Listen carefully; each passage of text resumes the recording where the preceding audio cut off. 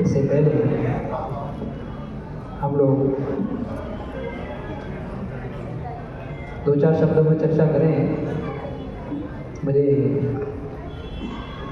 कार्यक्रम की अत्यंत प्रसन्नता है और प्रसन्नता के साथ साथ मुझे थोड़ा सा खेद भी है। हमारे बीच में श्रद्धेय अग्रवाल जी विराजमान है, मेरे अग्रज हैं, मेरे मार्गदर्शक हैं और उनके श्री चरणों में बैठकर बहुत कुछ अर्जन किया है।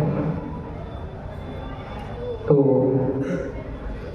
एक तो मेरा आग्रह है सभी सत्संग मंडल के सदस्यों से, क्योंकि वो हमारे सबके बीच में वरिष्ठ हैं और वरिष्ठ का स्वागत सर्वप्रथम होना चाहिए। जैसे भी आपके पास 5 पुष्प भी हैं उससे स्वागत होना चाहिए। दूसरा मैं निवेदन करूँगा, सभी से आग्रह करूँगा, आपके परिवार में भी ट्रेजेडी हुई है और जवान ट्रेजेडी है। श्रद्धेय अग्रवाल जी के भ्राताश्री के ग्रैंडसन यानी पोता एक्सीडेंटल डेथ हुई है। तो हम सब लोग एकत्रित हुए हैं सामूहिक रूप से उस दिवंगत आत्मा की शांति के लिए 2 मिनट का मौन धारण करके प्रभु से प्रार्थना करें। प्रभु उस दिवंगत आत्मा को अपने से चरणों में चिर शांति प्रदान करें और समस्त परिजनों को इस असहनीय दुख को सहने की, वास्तव में बड़ा असहनीय दुख है। 30-32 साल का बच्चा है। मुझे जैसा कल मेरी बात हुई श्रद्धेय अग्रवाल जी से, पता लगा रोए खड़े हो गए शरीर की। तो मैं सभी से आग्रह करूँगा 2 मिनट का मौन धारण करके उस दिवंगत आत्मा के लिए प्रभु के चरणों में प्रार्थना करें। उसके पश्चात जो भी फूटी फूटी वाणी में निवेदन करेंगे। आइए 2 मिनट के लिए। ओम तत्सवितुर्वरेण्यं भर्गो देवस्य धीमहि धियो यो नः प्रचोदयात्। ओम भूर्भुवः स्वः तत्सवितुर्वरेण्यं भर्गो देवस्य धीमहि धियो यो नः प्रचोदयात्। ओम भूर्भुवः स्वः तत्सवितुर्वरेण्यं भर्गो देवस्य धीमहि धियो यो नः प्रचोदयात्। ओम भूर्भुवः स्वः तत्सवितुर्वरेण्यं भर्गो देवस्य धीमहि धियो यो नः प्रचोदयात्। ओम भूर्भुवः स्वः तत्सवितुर्वरेण्यं भर्गो देवस्य धीमहि धियो यो नः प्रचोदयात्। बोलिए वीर माता गायत्री की जय। सीताराम सीताराम सीताराम कहिए, सीताराम सीताराम सीताराम कहिए, सीताराम सीताराम सीताराम कहिए, सीताराम सीताराम सीताराम कहिए। जाए तेरा तेरा कहिए, जाए तेरा तेरा कहिए, जाए तेरा तेरा कहिए।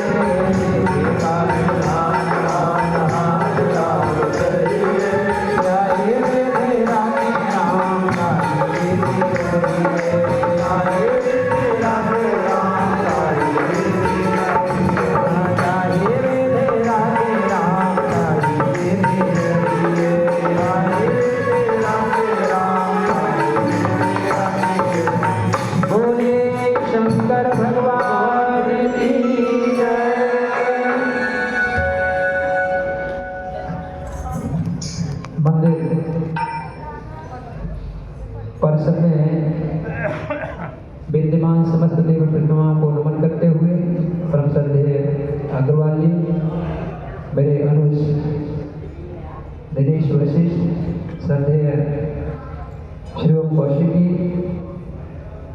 और भी अन्य विद्वजन,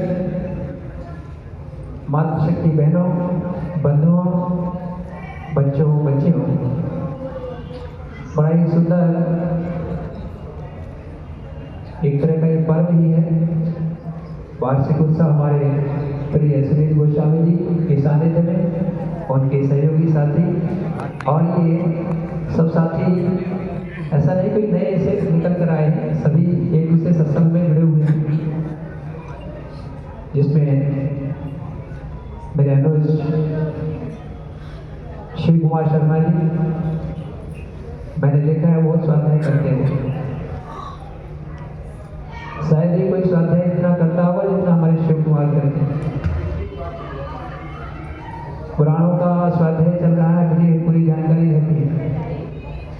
और हम में से कितने लोग हैं जो मानस को भी नहीं बोल के देख पाते होंगे। गीता का, पुराणों का पूरा प्रयास करता है। मेरे सानिध्य में रहा है, मेरे से बहुत बचपन से ही जुड़ा हुआ है। तो प्रिय शिव कुमार, हमारे आनंद शर्मा जी बड़े श्रद्धालु हैं, और उनके सहयोगी सत्यव्रत त्रिपाठी जी, हमारे संदीप शर्मा जी, ये सब पुराने साथी लोग हैं, सब जुड़े हुए एक दूसरे से, कहीं अलग से नहीं निकल कर आए हैं। और प्रिय सुनील गोस्वामी जी की बात करें तो शायद शुरुआत साथ साथ ही हुई होगी कहीं कहीं से, जैसा उन्होंने संक्षेप में संकेत भी किया, सभी से लेकर ही संस्था को आगे बढ़े हैं। और हमारी भी ढेर सारी शुभकामनाएं हैं कि शाखाएं बढ़ रही हैं सत्संग की।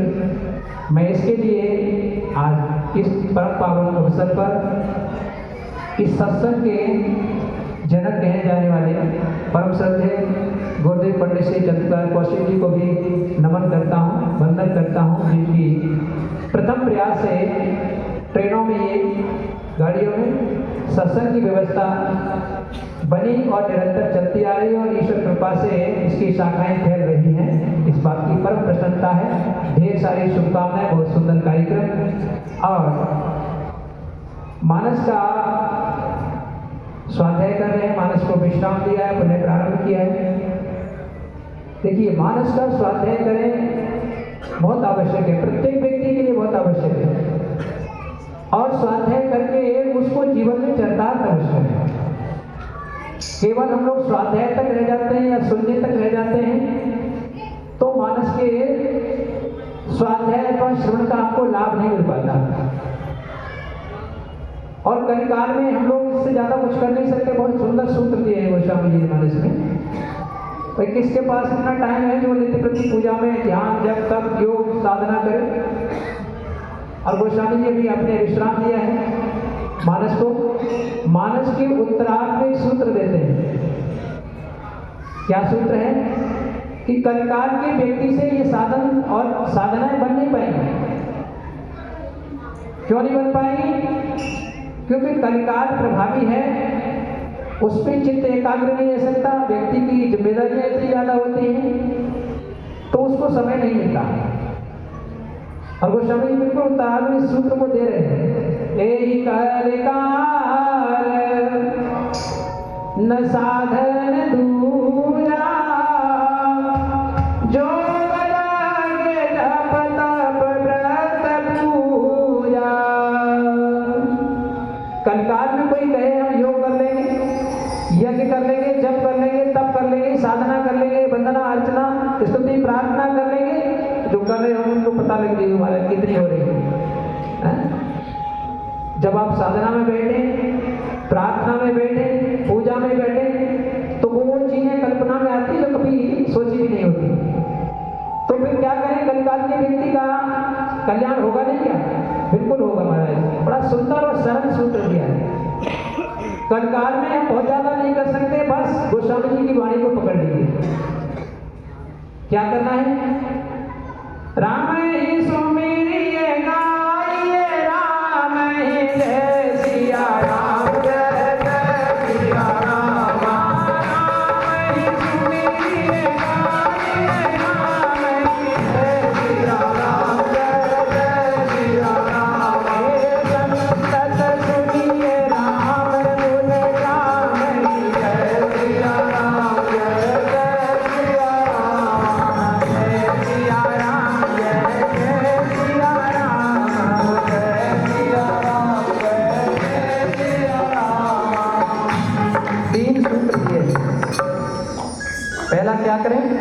राम ही सुमिरिए।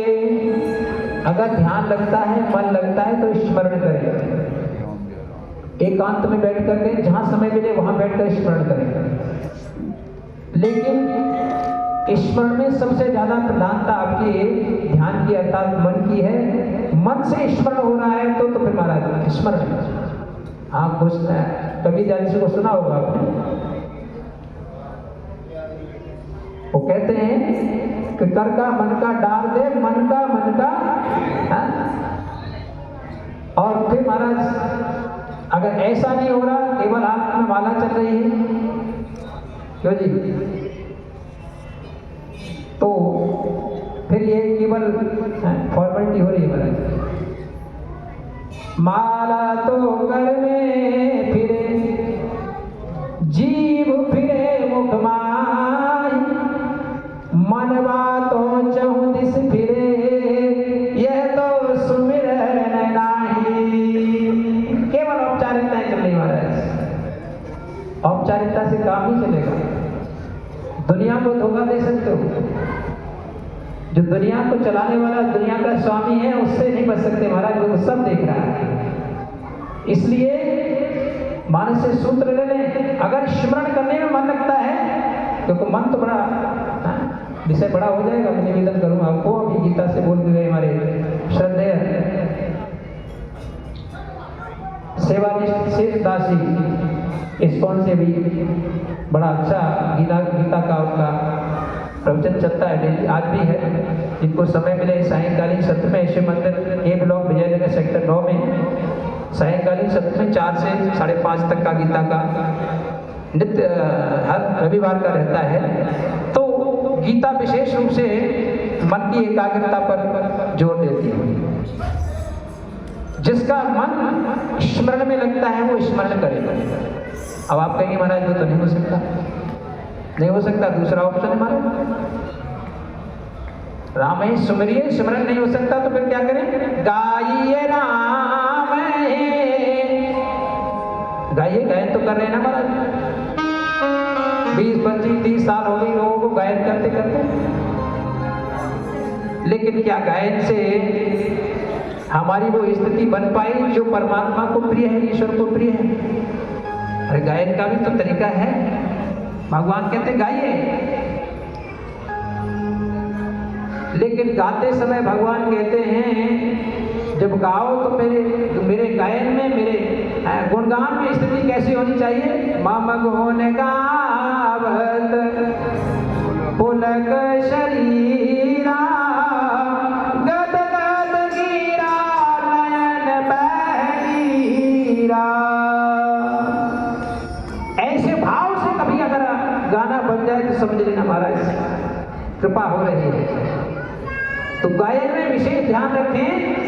भगवान कहते हैं गाने में जो है ना भाव होना चाहिए। मैं गाने की लय ताल सुर को नहीं देखता, मैं उसके पीछे भाव को देखता हूँ, क्योंकि भाव का भूखा हूं मैं और भाव ही एक सार है। भाव से मुझको भजे तो भव से बेड़ा, तो उस भाव से हम गाएं, मनोरंजन के भाव से नहीं। भगवान कहते हैं जब मेरा भक्त गाता है तो मैं उसको सुनता हूं, और जब मैं सुनता हूं तो उस भक्त की स्थिति देखता हूं कैसी होती है। वांगद गदा द्रवते यस चित्तम रुदित भीषम हसति क्वचिश्च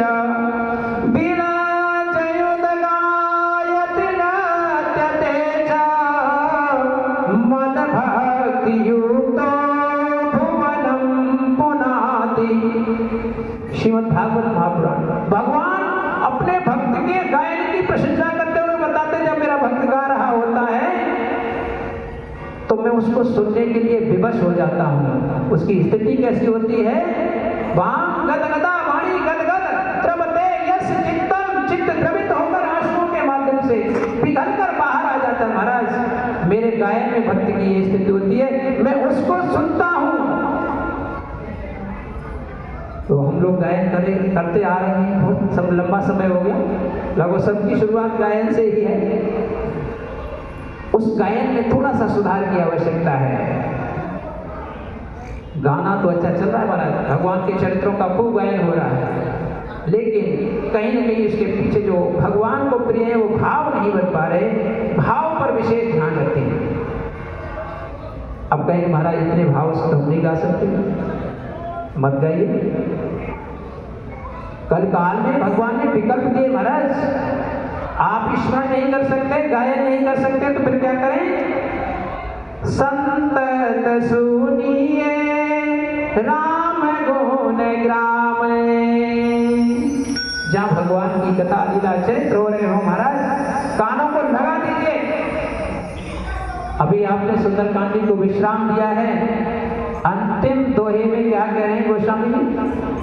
सकल सुमंगल दायक रघुनायक गुणगान सादर सुनहि, कहे नहीं सादर सादर सुनहि तरहि भव सिंधु बिना जल आने। ये सुनने का महत्व है महाराज। भगवान के चरित्रों को जहाँ भी हो रहे हैं हमारा, ये तो परम सौभाग्य है, हम सारे लोग इकट्ठे हो गए आज भगवान के चरित्रों का गायन गुणगान कर रहे हैं, स्मरण कर रहे हैं, चिंतन कर रहे हैं, लेकिन इसमें सिर्फ और सिर्फ भाव पैदा करने की आवश्यकता है। मानस को बहुत सारे लोगों ने कंठस्थ किया है, क्यों जी? गीता को कंठस्थ किया है। ये कंठस्थ करने का विषय नहीं है मेरे राम का, ये तो जीवन में चरितार्थ करने का विषय है। राम का चरित्र अनुकरणीय है, अनुकरणीय है, राम का चित्र अनुकरणीय नहीं है। हम लोग चित्र पर अटक कर रह जाते हैं महाराज, चरित्र पर ध्यान नहीं है। राम समझ रहे हैं, माता पिता की आज्ञा सर्वोपरि, जीवन में चरितार्थ करके। और मैया कैकेयी से कहते माँ आपने मेरा कल्याण कर दिया, और मैया कैकेयी हैरान, हे राम मैंने तेरा क्या कल्याण कर दिया? लगता है तूने ठीक से सुना नहीं। मैंने तेरे लिए नहीं, अपने बेटे भरत के लिए राज्य मांगा है, तेरे लिए तो 14 वर्ष का वनवास मांगा है। और भगवान उस स्थिति में माता को कहते माँ मैंने ठीक से सुना है कि आपने मेरे लिए 14 वर्ष का वनवास मांगा है, इसी में तो मेरा कल्याण है। अब माँ कैकेयी पूछ रही है तेरा कल्याण कैसे हो गया राम? तो मेरे राम कहते बड़े सहज भाव से, माँ मेरा कल्याण एक प्रकार से नहीं कई प्रकार से हो जाता। वन की यात्रा में जाऊंगा, जीवन का सबसे बड़ा सुख प्राप्त होगा।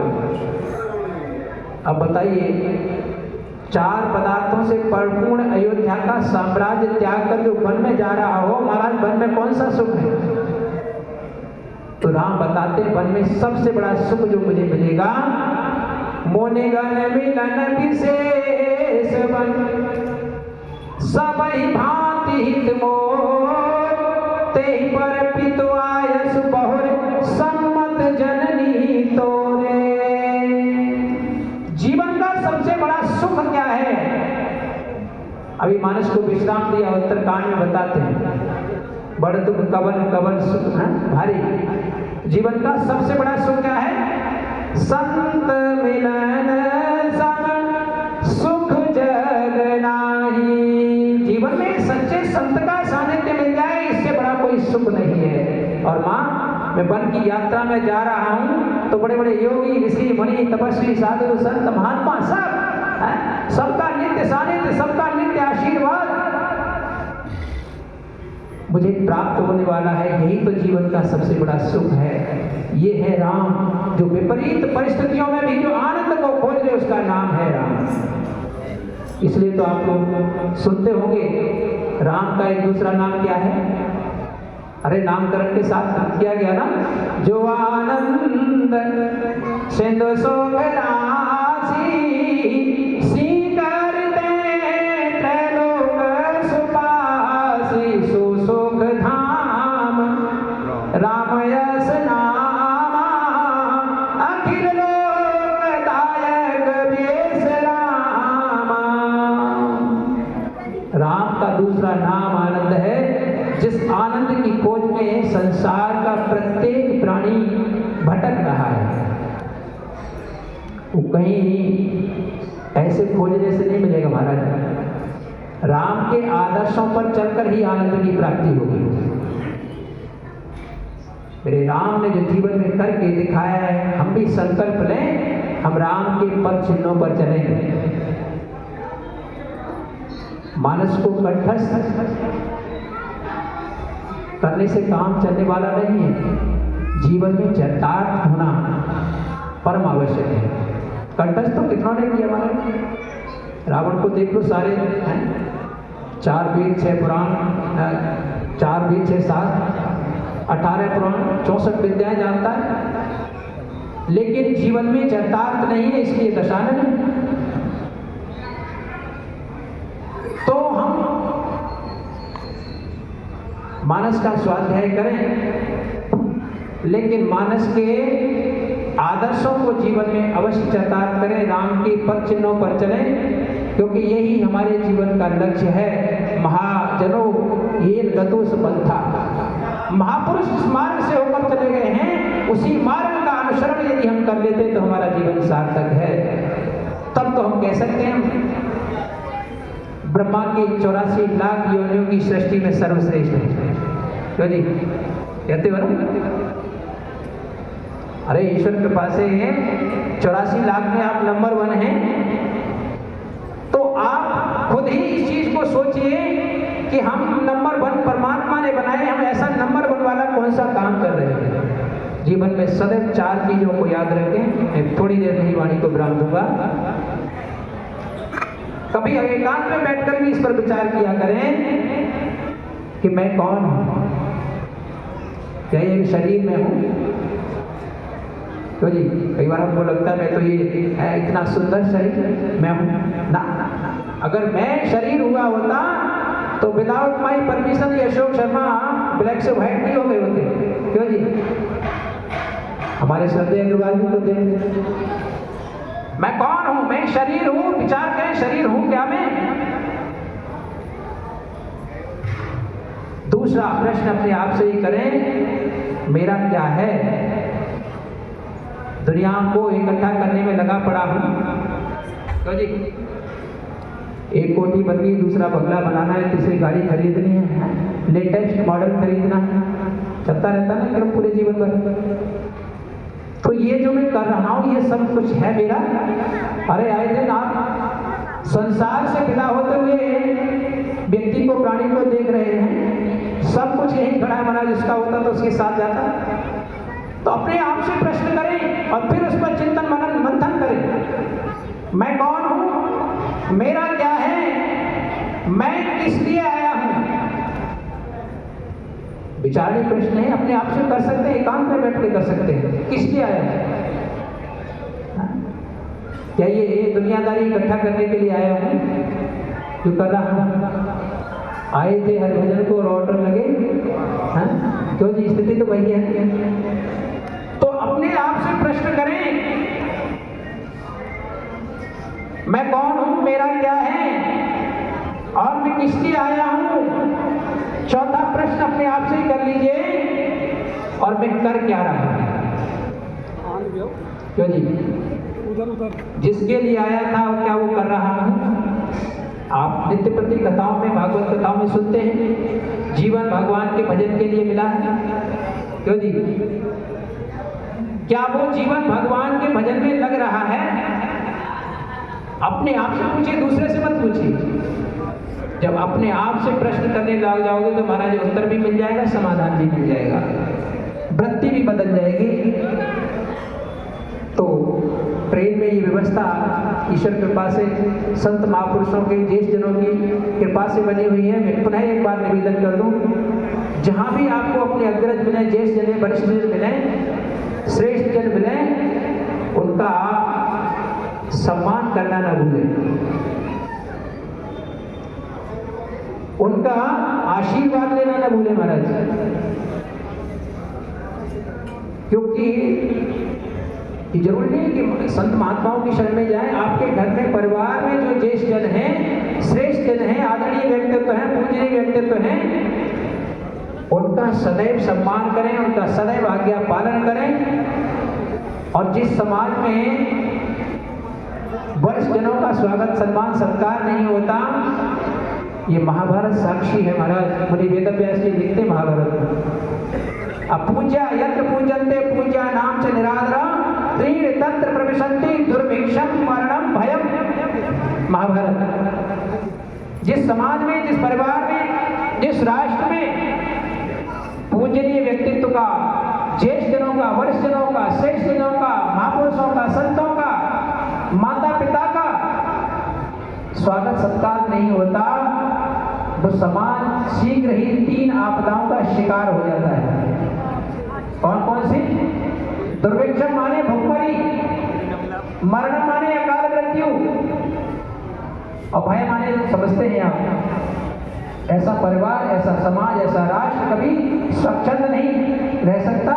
इसलिए जहां भी आपके ज्येष्ठ जन हैं, शुरुआत आप भक्ति की वहीं से कर सकते हैं। भक्ति केवल गाने का विषय नहीं है महाराज, भक्ति करने का विषय है। और वो भक्ति प्रारंभ होगी आपके अपने परिवार से, अपने समाज से, अपने राष्ट्र से। तो मानस की पूर्ति हुई है, उसकी ढेर सारी शुभकामनाएं, और पुनः प्रारंभ हुआ उसकी निर्विघ्न सफलता के लिए भी मैं ईश्वर से प्रार्थना करता हूँ ये निरंतर चलता रहे। और आप सब भी मानस को केवल स्वाध्याय तक न रखें, आप उसका अनुसरण करें, ऐसी प्रभु के श्री चरणों में प्रार्थना करती हूँ। आपको सबको ढेर सारी शुभकामनाएं। बोलिए शंकर भगवान